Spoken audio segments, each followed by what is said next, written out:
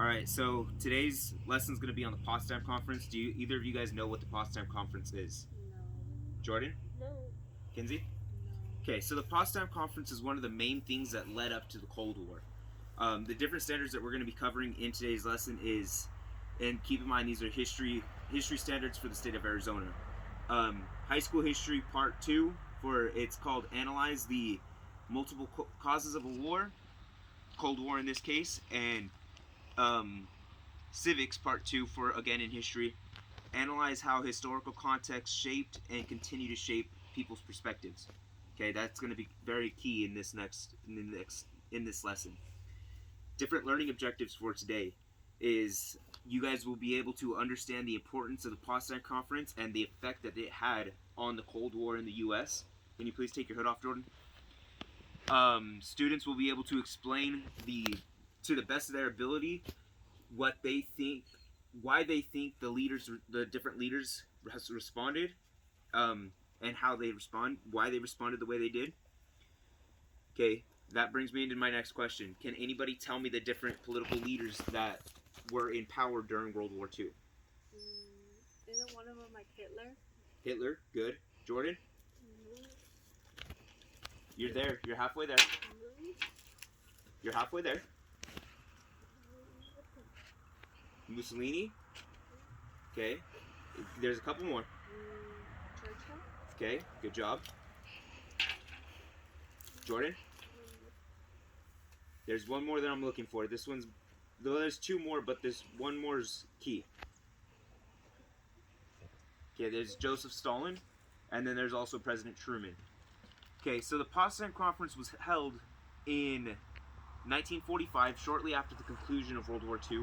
This is already after Hitler killed himself. So Hitler wasn't really in play in this, but Hitler was still a very key political leader of World War II.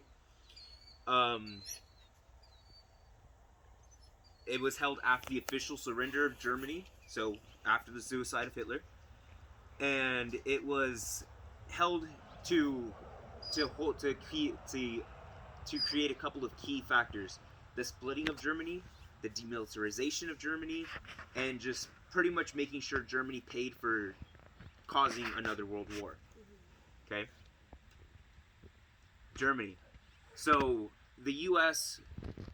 was the main contributor to this conference, and it was held with Stalin, Winston Churchill, and President Truman. And the different things that they wanted to do was mainly to make sure that Germany paid for causing another world war. So they wanted to split them up into sanctions. Does anybody know what sanctions are? No. Jordan, do you care to take a guess? Okay, so sanctions are different areas that are owned by different countries that are within Germany. So there was 4 different sanctions that was owned by France, the U.S., British, and the Soviet Union. Okay, and Joseph Stalin was okay with splitting up into different sanctions, but Truman also wanted to add a different thing. Truman wanted to push democracy into the whole world. Well, at this time it was still very much communist. The rest of the world was still very much communist. Does anybody know what communism is? Communism. I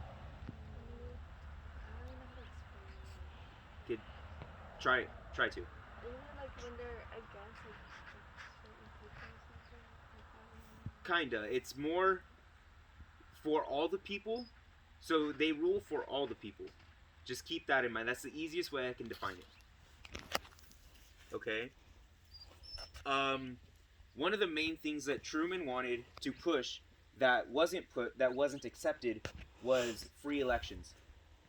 Free elections are something that democracy holds very dear. It's kind of like what happened just a few months ago, or just a few weeks ago, with the presidential election. Stalin, being a communist leader, did not want this. Does anybody want to, Jordan, do you want to take a guess why Stalin didn't want this?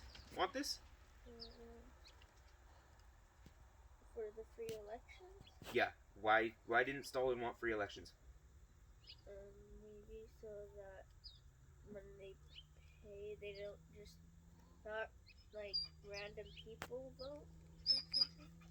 You're kind of on the right track. So Stalin didn't want free elections because he felt like it wasn't the right thing to do for his country. He thought the right thing to do for the Soviet Union was hit one person have complete power. If they had free elections, it'd be more democracy, like I've been saying. So that means that the citizens have the power rather than Stalin. He didn't want to give up his power. That didn't please Churchill or Truman because they wanted to push the democracy aspect of this. Demilitarization. So, can anybody tell me what demilitarization is? Oh, here you go, Jordan, for asking why you didn't want free votes. Jordan? Okay, so demilitarization is essentially taking away all aspects of their military. So they took away their tanks, they took away everything. They even took away their troops. Their troops were now their troops, whatever sanction they were in, were the troops of whatever country owned that sanction. Both sides had agreed to this,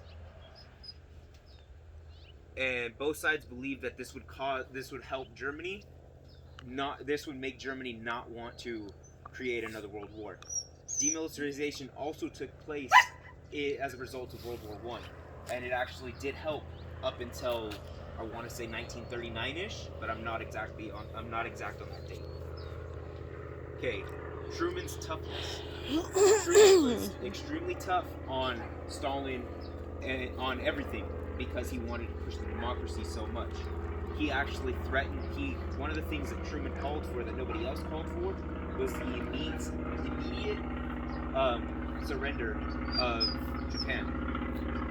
Japan did not do this, and he bombed them. One of the surrenders, they surrendered shortly after the first bombing, which was Hiroshima in August 6th of 1945. Okay.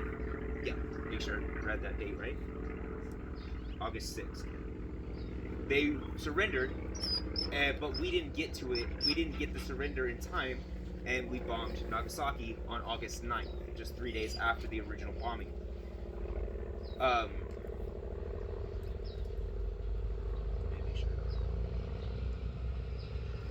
Okay. The Iron Curtain. Does anybody know what the Iron Curtain is?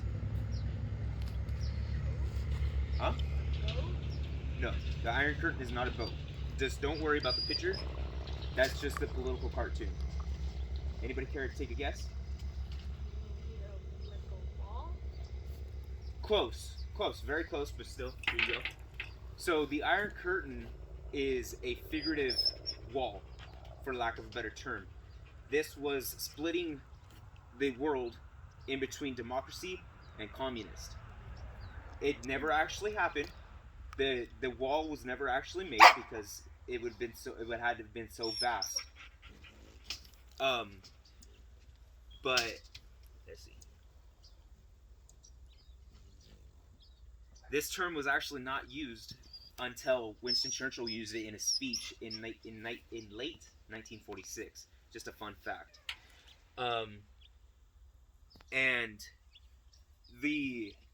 So now that you guys know that it was a figurative wall, does anybody care to take a guess as to what it symbolized?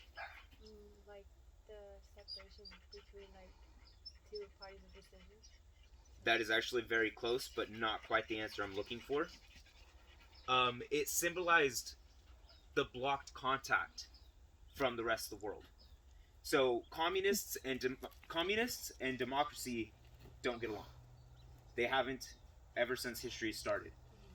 Well, since the political aspirations of these two organizations had started.